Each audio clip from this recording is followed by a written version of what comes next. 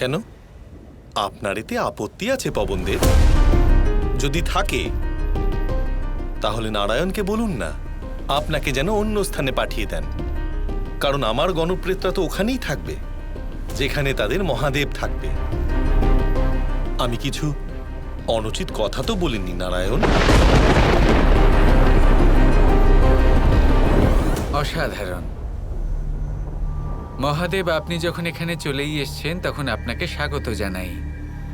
আমি আপনার জন্য সবথেকে শ্রেষ্ঠ আসনের ব্যবস্থা করছি। তার কোনো প্রয়োজন নেই আরাধ্য। আসনের তুচ্ছ স্বাচ্ছন্দ্যের জন্য সময় নষ্ট করবেন না, বরং ভস্মাসুর নামক বড় সমস্যার কথা ভাবুন। আশা করছি যে আপনার কাছে এই সমস্যার একটা সমাধান অবশ্যই হবে। যদিও এই অপরাধ আমার নয়, কিন্তু তাও যদি আমার আরাধ্য এটা মনে করেন যে আমার এতে কোনো দোষ আছে, তাহলে আমি এই সমস্যার সমাধান অবশ্যই করব।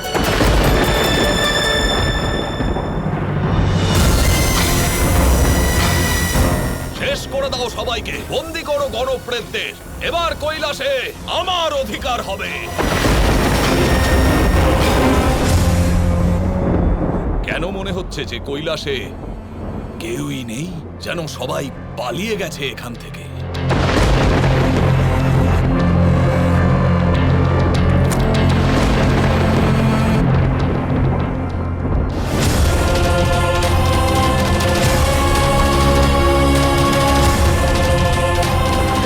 মহাদেব, কোথায় আপনি? কোথায় আপনি মহাদেব?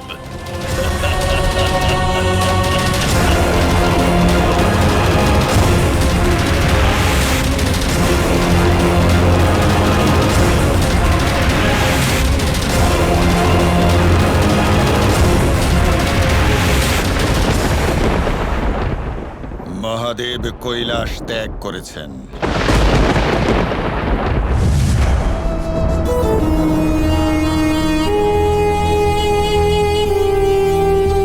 দেখলেন শুক্রাচার্য, কত শক্তি আমার মধ্যে।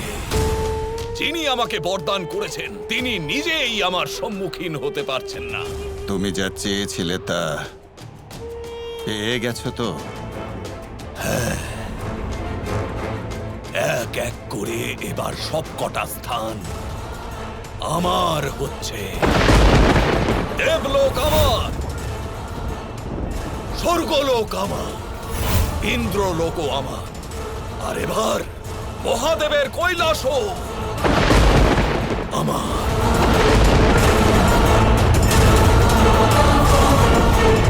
তো এবার তুমি বলো যে তুমি নারায়ণকে আক্রমণ করবে কি না? হ্যাঁ, এবার ওটাই তো বাকি আছে। এবার ওই নারায়ণকে উচিত শিক্ষা দেব যে আমাদের অসুরদের চিরকাল বিপদে ফেলে এসেছে। আমি আসছি নারায়ণ, আমি আসছি।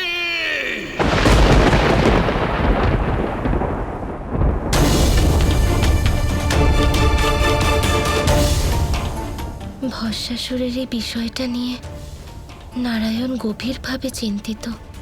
অর্ধাঙ্গিনী হওয়া সত্ত্বেও ওনাকে সাহায্য করতে পারছি না। কিছুই বুঝতে পারছি না কিভাবে নারায়ণের উপকার করতে পারি।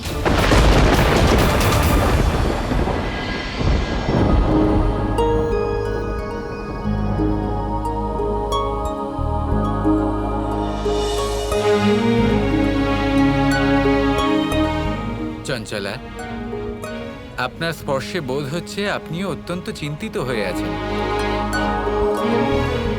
হ্যাঁ, আপনার এই চিন্তার সমাধান করতে পারছি না, কিন্তু আপনার পদ সেবা করে শারীরিক যন্ত্রণা দূর করতেই পারি, তাই না?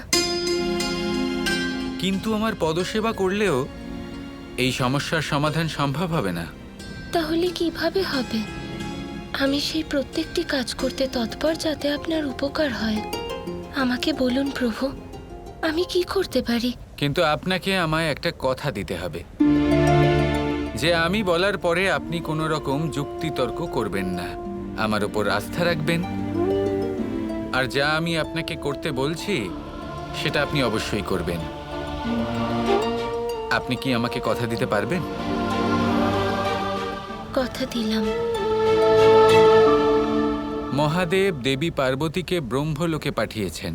তুমি একটা কাজ করো, তুমি কিছু সময়ের জন্য কৈলাস ত্যাগ করে ব্রহ্মদেবের কাছে ব্রহ্মলোকে চলে যাও। আমি চাই আপনিও সেখানে যান। কিন্তু কেন? সম্ভবত ভস্মাসুর কৈলাসের পর এখানে বৈকুণ্ঠে আক্রমণ করতে চলেছে, আর যদি এরকম কিছু হয় তাহলে এখানে একটা ভয়ঙ্কর যুদ্ধ হবে, আর আমি চাই না যে সেই মুহূর্তে আপনি এখানে থাকেন। কিন্তু আমি এভাবে আপনাকে একা ফেলে কিভাবে? কমলা, আপনি কথা দিয়েছেন। কিন্তু নারায়ণ, যত শীঘ্র সম্ভব এখান থেকে প্রস্থান করার ব্যবস্থা করুন। কিন্তু আমি চলে গেলে কি আপনার সমস্যার সমাধান হবে? আপনি নিশ্চিন্ত হয়ে সবকিছু আমার ওপর ছেড়ে দিন লক্ষ্মী। বিশ্বাস করুন, আমি এই সমস্যার সমাধান অবশ্যই করব। আর হ্যাঁ, মনে রাখবেন, যাওয়ার সময় নিজের পথে মানসরোবরে একটা ডুব অবশ্যই দিয়ে যাবেন। তারও একটা কারণ রয়েছে। আমি চাই না যে সমস্ত দেবতারা এটা মনে করেন যে আমার জন্য মহাদেব পার্বতীকে কৈলাস ত্যাগ করতে হয়েছে। আর আজ এমন একটা সময় এসে গেছে যে কোনো ব্যক্তি মানসরোবরে ডুব দিতে যাচ্ছেন না। মানসরোবরের সম্মান যাতে চিরকাল বজায় থাকে দেবী। ঠিক আছে।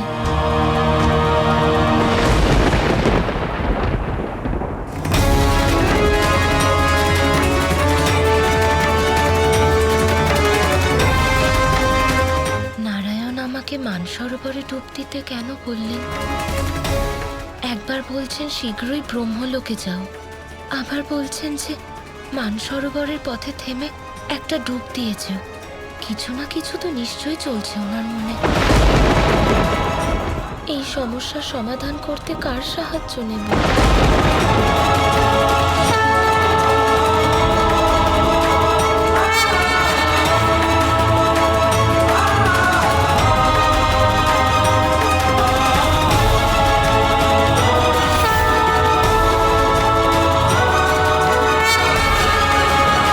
মহালক্ষ্মী আজ আমায় স্মরণ করল।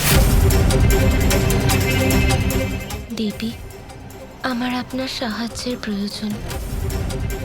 নারায়ণ আমায় আপনার সাথে ব্রহ্মলোকে থাকার পরামর্শ দিয়েছেন, কিন্তু তার সাথে আদেশও করেছেন আমি যেন যাওয়ার সময় পথে থেমে মানসরোবরে একটা ডুব দিয়ে যাই। কিন্তু এখানে আপনিও নেই, মহাদেবও নেই। বুঝতে পারছি না উনি এমন কেন বললেন। জিজ্ঞেস করাতে এমন যুক্তি দিলেন, কিছুতেই তা বুঝতে পারছি না। নিশ্চয় কিছু একটা আছে উনি লুকিয়ে যাচ্ছেন।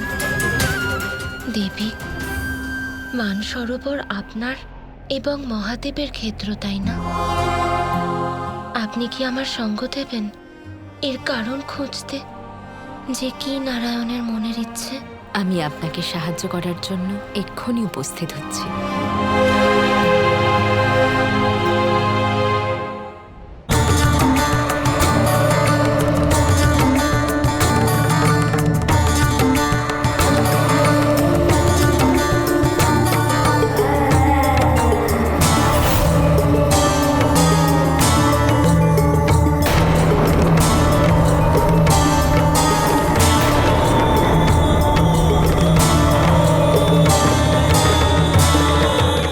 বন্ধ করো।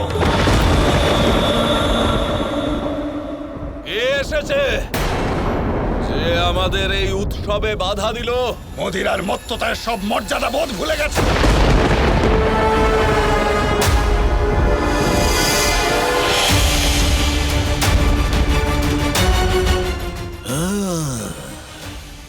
গুরুদেব শুক্রাচার্য, আচার্য আসুন। আমরা শিব লোক জয় করে ফেলেছি। হর হর মহাদেব, হর হর মহাদেব। তাহলে এখন আপনার চোখে ক্রোধ দেখতে পাচ্ছি কেন? কারণ তুমি নিজের চোখ বন্ধ করে রেখেছ। শিবলোকের পরে তোমার বৈকুণ্ঠ আক্রমণের কথা ছিল, কিন্তু তুমি এখানে উৎসব পালন করছো। Krishna